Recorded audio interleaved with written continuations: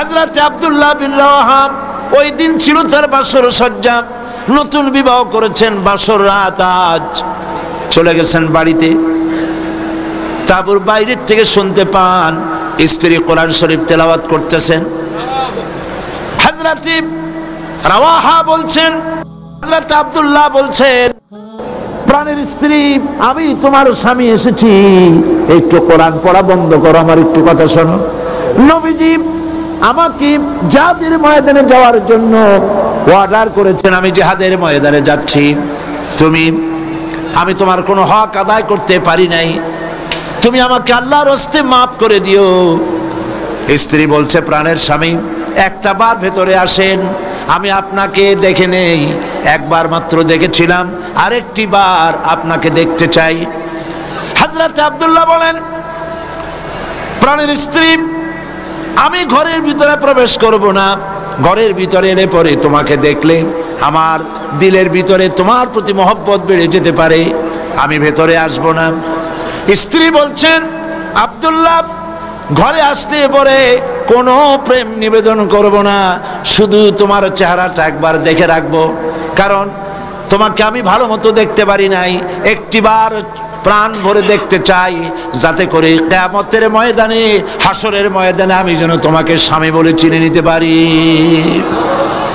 হযরতে জাফর, হযরতে আব্দুল্লাহ তিনি বলছেন, স্ত্রী যদি তোমার সেই ইচ্ছাই হয়, আর যদি তুমি ধৈর্য ধারণ করতে পারো, আমাকে দেখার কোনো প্রয়োজন নাই, তুমি যদি ধৈর্য ধারণ করো, আর আল্লাহ যদি আমার শাহাদাত নসিব করেন, কিয়ামতের ভিতরে জান্নাতের ভিতরে আল্লাহ রাব্বুল আলামিন তোমাকে আমাকে স্বামী স্ত্রী হিসাবে পরিচয় করাইয়া দিবেন। হযরতে জাফর জিহাদের ময়দানে, হযরতে জাফর, হযরতে যায়েদ, হযরতে আব্দুল্লাহ বিন রাওয়াহা 3000 সাহাবীদের নেতৃত্ব নিয়ে মুতার প্রান্তরে লড়াই করলেন। হযরতে যায়েদ শহীদ হয়ে গেলেন। এবার হযরতে জাফর, চতুর্দিক থেকে কাফেররা ঘিরে ফেলেছে, তাকে তরবারি দিয়ে আঘাত করছে। হযরত জাফরের বাম হাত কেটে গেল, ডান হাতে তিনি ঝান্ডা উঁচু করেছেন, ডান হাতে কোপ লাগলো। এবার ঝুলন্ত কাটা দুটি হাত দিয়ে পতাকা বুকের সাথে জড়ায় ধরেছেন। পাশের সাহাবীকে ডেকে বলেন, ও আল্লাহর নবীর সাহাবী, নবীজির কাছে আমার সালাম জানায় দিও, আমার মনে হয় আমি এখন শহীদ হয়ে যাব, কারণ আমার নাকির ভিতরে আমি এখন জান্নাতের সুঘ্রাণ পেতেছি। হযরতে জাফর শহীদ হয়ে গেলেন। হযরতে আব্দুল্লাহ বলেন, হযরতে আব্দুল্লাহ এবং রাদিয়াল্লাহু তাআলা আনহু তারা দুজন ছুটে গেলেন পতাকা ধারণ করার জন্য। যখন কাছে গিয়েছেন দেখতে পেলেন পতাকা যেন উঠতেছে, কে যেন ধরে রেখেছে। কাছে গিয়ে দেখেন হযরতে জাফরের দুটি পা কেটে কাফেররা দুই দিকে ফেলে দিয়েছে, দুইটি হাত কেটে দুদিকে ফেলে দেখে দিয়েছে, দেহ একদিকে পড়ে রয়েছে, আর শূন্য মস্তক এক কোণায় পড়ে ইসলামের পতাকা কামড়ে ধরে উঁচু করে রেখেছে। হযরত আবু উবাইদা, আব্দুল্লাহ বিন রাওয়াহা তারা বলেন, আমরা হযরতে জাফরের হাত পা মাথা মস্তক এক জায়গায় করে তাকে কাফন পরাইয়া দাফন করে দিলাম।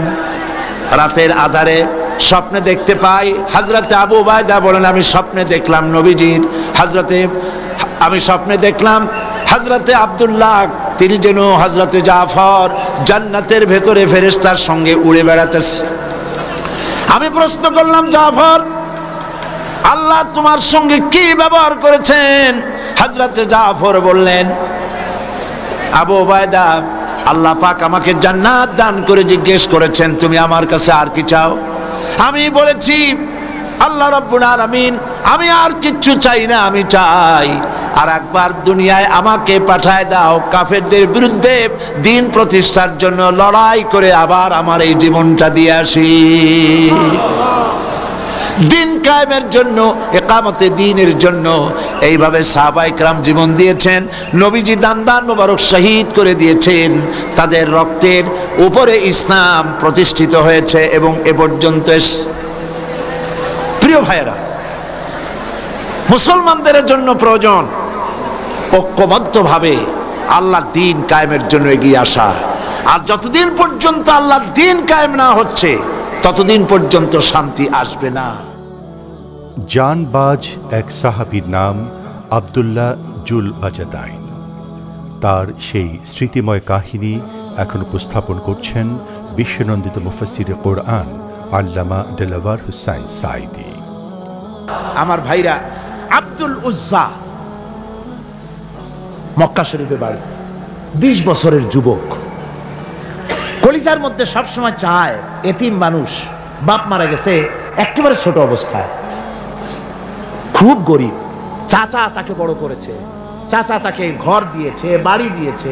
বুখারীর হাদিস, বুখারী শরীফ এসেছে, বাড়ি ঘর জায়গা জমি সোনা দানা টাকা পয়সা উট ঘোড়া সব দিয়েছে, প্রতিষ্ঠিত করে দিয়েছে। কিন্তু আব্দুল উজ্জা শান্তি পায় না।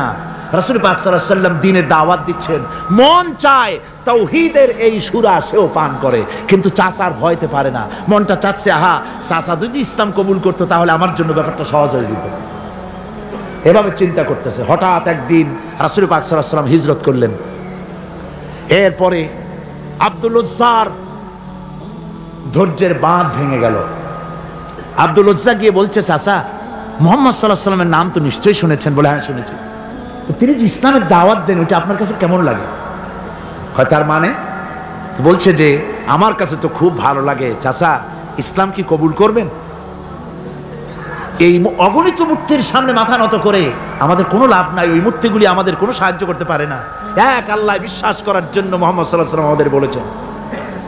চাচা বলছে, খবরদার, এই কথা যদি আবার উচ্চারণ করো তাহলে আমি তোমাকে যা দিয়েছি সব ছিনায় না। আব্দুল উজ্জা বলছেন, তাহলে আর আমি সহ্য করতে পারলাম না। চাচা, আপনার সামনেই আমি ঘোষণা করলাম, একদিন চাপা রেখেছি আর পারলাম না। আমি ঘোষণা করে দিলাম, লা ইলাহা ইল্লাল্লাহু মুহাম্মাদুর রাসূলুল্লাহ। পরিণতি জানো? আব্দুল উজ্জা বলল, কি পরিণতি? চাচা বলতেছি, এই কলেমা পড়ার কারণে আমি তোমাকে যা দিয়েছিলাম, ঘোড়া দিয়েছি, উট দিয়েছি, বাড়ি দিয়েছি, সব আমি তোমার কাছ থেকে ছিনাইলাম, সব ফেরত দিতে হবে। তিনি বললেন, আমি রাজি আছি, আমি রাজি আছি। আপনি আমার সোনা দানা ঘোড়া উট আর ঘর বাড়ি যা দান করেছেন, এই দুনিয়াটার মালিকও যদি আমারে বানাই দিতেন, আমি এর বিনিময়ে কলেমা পড়া থেকে আর আমি নিজেকে থামায় রাখতে পারি না। বলে, আমার সব আমাকে ফেরত দাও। বলল, দিলাম, যা আপনি দিয়েছেন সব আপনাকে ফেরত দিলাম। চাচা বলছে, জায়গা জমি টাকা পয়সা সোনা দানা সব পেলাম, তোমার গায়ে যে জামা, তোমার পরনে যে লুঙ্গি, ওটা আমার টাকার খোলো। আব্দুল উজ্জা বললেন, আপত্তি নাই। জামা খুলে দিলেন, পরনের লুঙ্গিটাও খুলে দিলেন।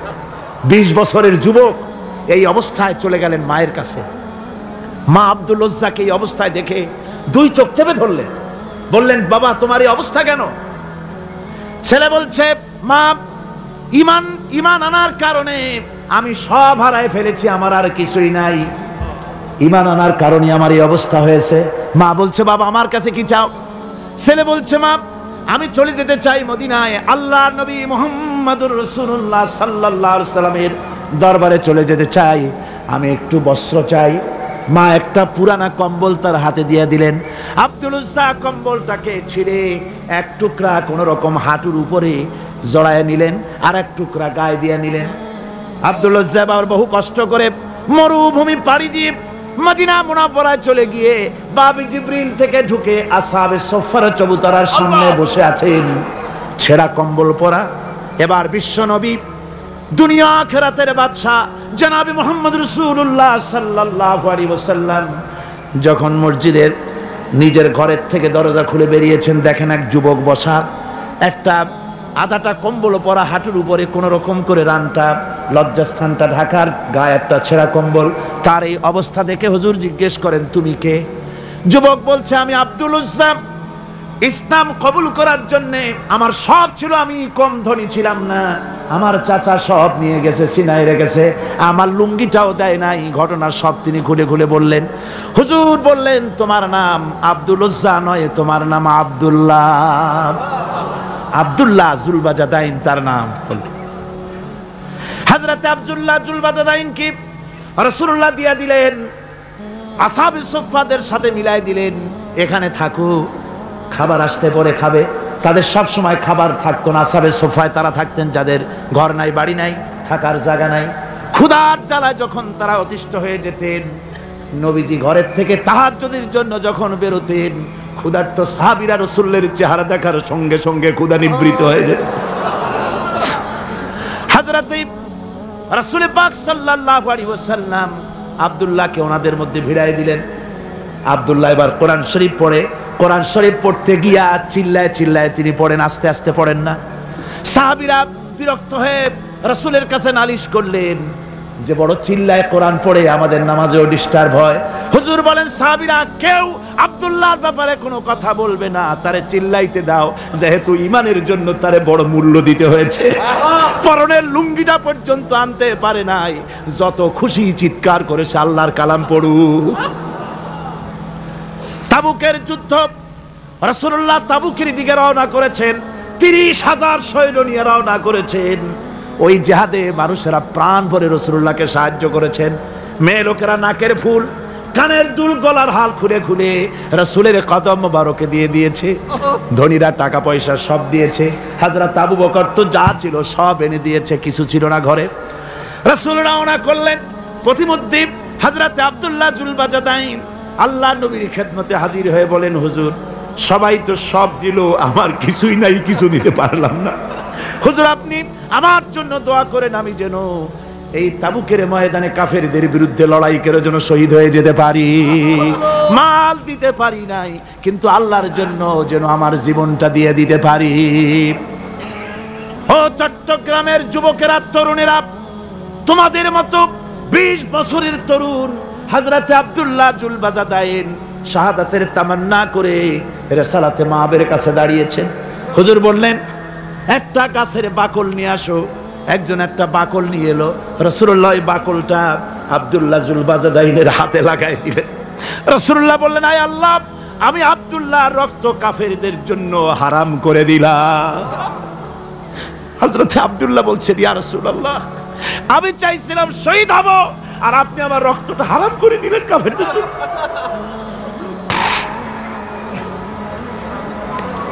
আল্লাহ নবী বলেন, আব্দুল্লাহ রে, কোন চিন্তা করো না, তোমার মৃত্যু যদি জ্বরেও হয়, আল্লাহ রাব্বুল আলামিন তোমার শাহাদাতের দরজা দিয়ে দিবেন। তাবুকের প্রান্তরে চলে গেলেন। কয়েকদিন ওই তাবুকের ময়দানে থাকায় রাসূলের কাছে খবর এলো আব্দুল্লাহ মারাত্মক জ্বরে আক্রান্ত হয়ে ইন্তেকাল করেছেন। রাসূলুল্লাহ বললেন, আমি জানাজা পড়াবো। হযরতে আব্দুল্লাহর জানাজা হলো গভীর রাত। কবরের ভিতরে একজন দাঁড়ায়া লাশ ধরার জন্য একজন কবরের ভিতরে দাঁড়িয়েছে। দুইজন লোকে লাশ নিয়ে আসতেছে। হযরতে বেলাল আলো উঁচু করে দাঁড়ায় ধরে আছে। অন্ধকার রাত, কবরের ভিতরে একজন দাঁড়ানো, লাশ নিয়ে এসেছে দুজনে। কবরের ভিতরে যিনি দাঁড়ানো তিনি বলছেন, এই লাশকে তোমাদের ভাইকে আদবের সাথে কবরে রাখো।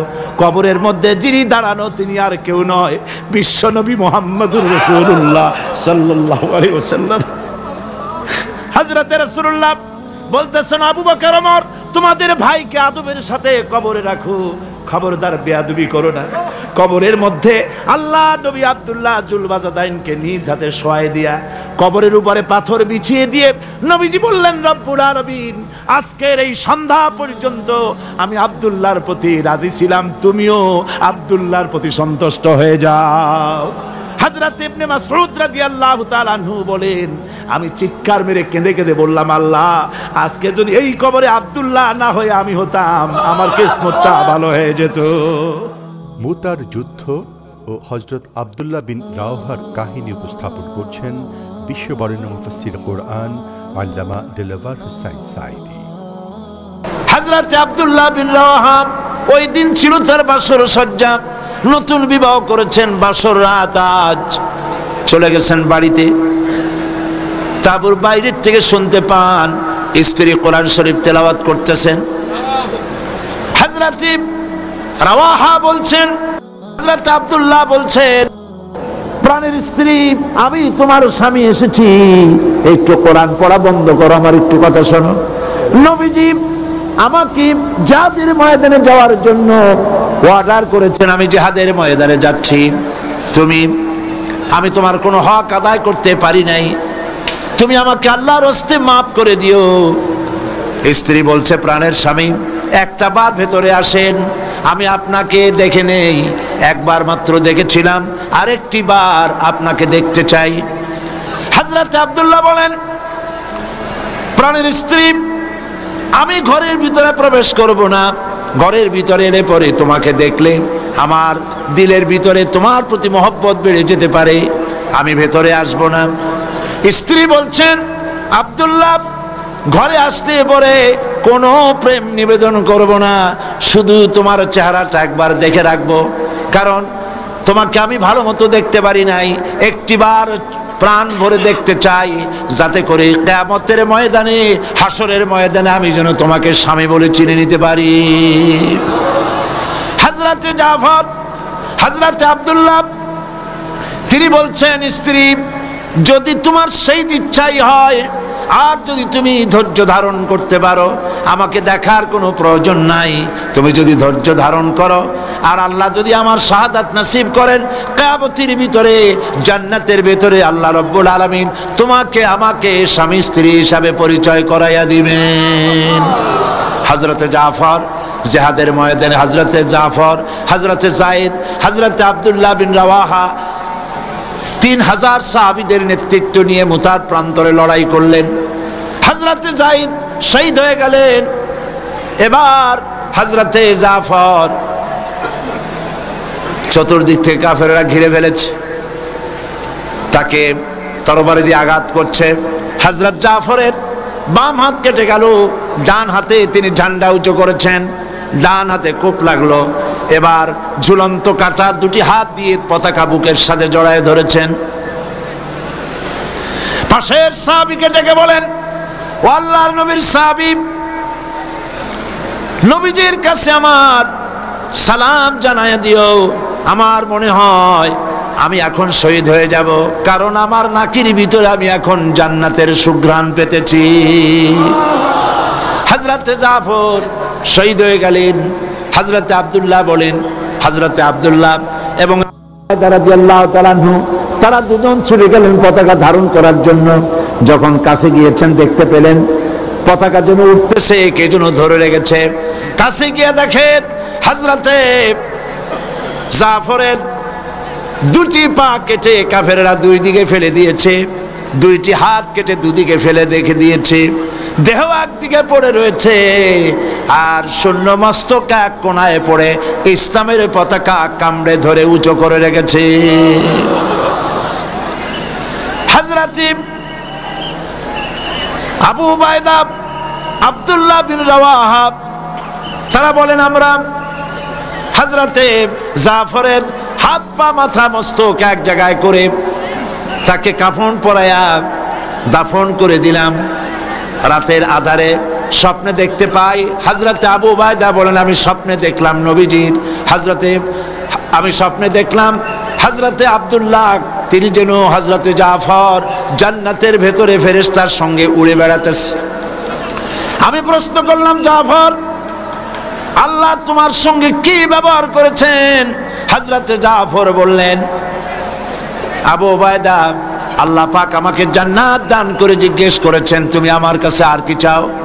আমি বলেছি, আল্লাহ রাব্বুল আলামিন, আমি আর কিচ্ছু চাই না, আমি চাই আর একবার দুনিয়ায় আমাকে পাঠায় দাও, কাফেরদের বিরুদ্ধে দিন প্রতিষ্ঠার জন্য লড়াই করে আবার আমার এই জীবনটা দিয়ে আসি।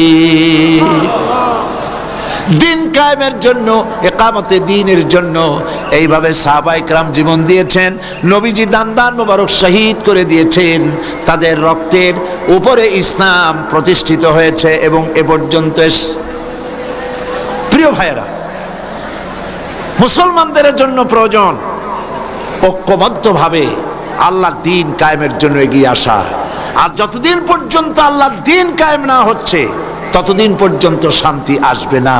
এ পর্যায়ে উহুদ যুদ্ধ ও মিথ্যা নবী দাবিদারের করুণ পরিণতি সম্পর্কে জানব, বলছেন আল্লামা দেলওয়ার হুসাইন সাঈদী।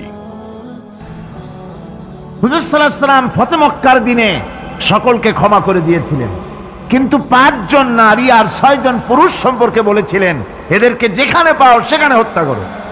এর মধ্যে ওয়াসি একজন। ওয়াসি বুঝতে পেরেছি মুহাম্মদ সাল্লাল্লাহু আলাইহি ওয়াসাল্লাম আল্লাহর রহমত, করুণার নবী, দয়ার নবী, তার কাছে যদি আমি যেতে পারি তাহলে তিনি আমার সম্পর্কে, যদি তার সামনে যেতে পারি তাহলে তার কঠোর মনোভাব আমার প্রতি নরম হয়ে যাবে।